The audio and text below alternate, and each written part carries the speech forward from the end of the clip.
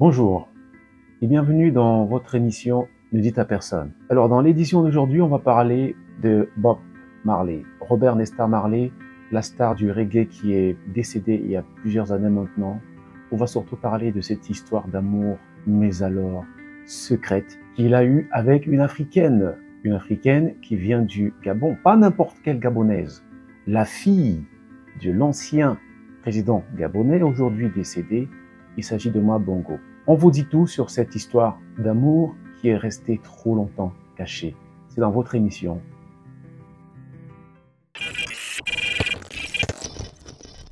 Alors, vous connaissez tous Bob Marley. Vous connaissez ce grand chanteur jamaïcain, rastafarien, qui a marqué son époque et même toutes les époques, parce qu'aujourd'hui, on parle encore de son œuvre qui a impacté des générations entières. Il est décédé le 11 mai 81 des suites de mélanome, vous savez, qui est une sorte de cancer de la peau, mais très bénin, qu'il a simplifié au départ. Au départ, il a attribué la douleur qu'il avait au pied à une blessure qu'il aurait eue pendant un match de foot. Pourtant, c'était le début du cancer. Le cancer a été diagnostiqué, mais il a juste gratté un peu la naissance du cancer, alors qu'il était question de sectionner le pied. Et vous savez, dans la culture rastafarienne, le corps a beaucoup d'importance. Le corps a beaucoup de valeur. On ne sectionne pas le corps, on ne coupe rien. Il a rejeté l'option de l'amputation de son orteil, son gros orteil, et malheureusement, c'est ce refus qui va l'emporter. Bob Marley a minimisé en fait la maladie parce qu'il s'attendait pas. Il ne pouvait pas s'attendre à tomber malade, vu à quel point il était strict. On dit de lui qu'il ne mangeait des fruits fraîches, il faisait beaucoup de sport, il prenait vraiment soin de son corps, c'était quelqu'un de très sain. Donc il n'aurait jamais imaginé qu'il tomberait malade et qu'il en mourrait.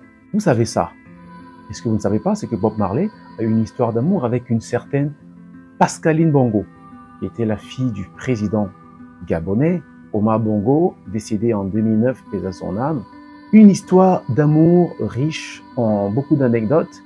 Alors je vais commencer par le début de leur rencontre. Comment est-ce qu'ils se rencontrent en fait? Comment est-ce que Pascaline Bongo rencontre Bob Marley? Alors, Bob Marley rencontre Pascaline Bongo, ou bien c'est plutôt Pascaline Bongo qui va à la rencontre de Bob Marley aux États-Unis. Pascaline Bongo était alors étudiante, âgée de 23 ans. Elle était fan de reggae, elle était fan de l'artiste. Donc, pendant un concert, elle est rentrée dans les coulisses, dans les coulisses des couloirs, et elle a tout fait pour rencontrer Bob Marley.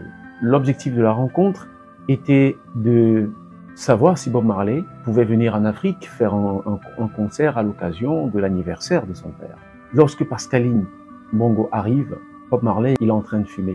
Vous savez, il fumait beaucoup de joints, il fumait un joint. Donc quand Pascaline arrive et le salue, il répond à Pascaline Bongo, elle est stupide.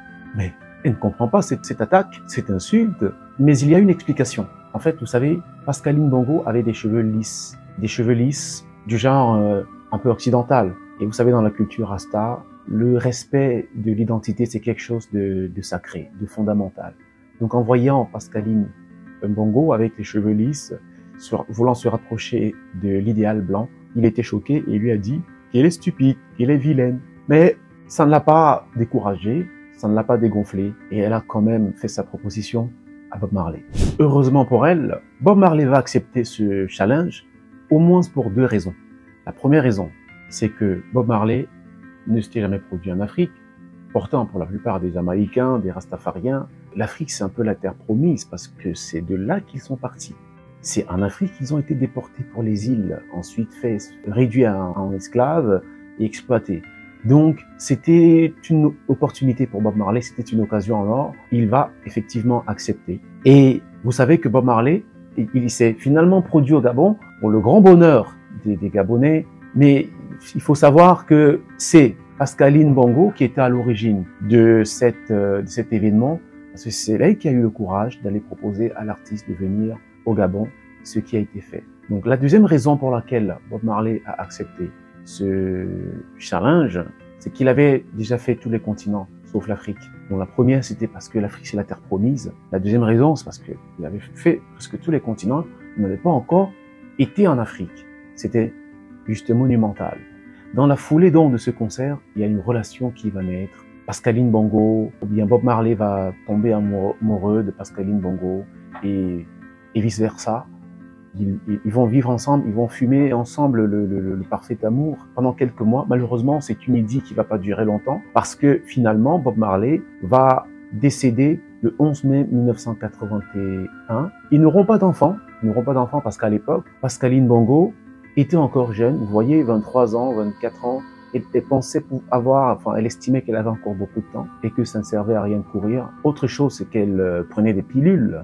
D'après les recherches, d'après les informations, elle prenait des pilules et ne pouvait donc pas tomber enceinte. Donc, aucun enfant n'est né de cette relation passagère, de cet amour éphémère entre Robert Nesta Marley et Pascaline Bongo, mais beaucoup de souvenirs sont restés entre les deux. D'ailleurs, elle a assisté, elle était là jusqu'à la fin, jusqu'à la mort de Bob Marley, et elle l'avoue que c'est pendant ce moment de souffrance qu'elle s'est rendue compte à quel point elle aimait, parce qu'elle voyait qu'elle était en train de manquer l'occasion de porter l'enfant de quelqu'un qu'elle a rencontré comme ça à la croisée des chemins, parce que c'était pas prévu, et que peut-être cette personne devait finalement quitter ce monde, et c'est ce qui s'est passé. Bob Marley est finalement décédé à Miami, sur la route vers le Bercail, parce qu'il souhaitait décéder en Jamaïque, sa terre natale. Alors, comment est-ce qu'on sait cette histoire? C'est grâce à Anne-Sophie Yann, c'est une journaliste française qui a mené l'enquête, qui a beaucoup insisté pour avoir la version de Pascaline Bongo, qui est réputée très discrète, très effacée, qui est réputée très prude, qui a pourtant travaillé pour son père, au cabinet de son père, a été également ministre. Voilà, beaucoup de biographes ignorent cette histoire, ne la mentionnent pas. C'est vrai qu'au-delà de Rita Marley, qu'on connaît, qui était la femme officielle de Bob Marley, il y avait une certaine Gabonaise du nom de Pascaline Bongo. Vous savez ça maintenant, mais ça reste entre nous.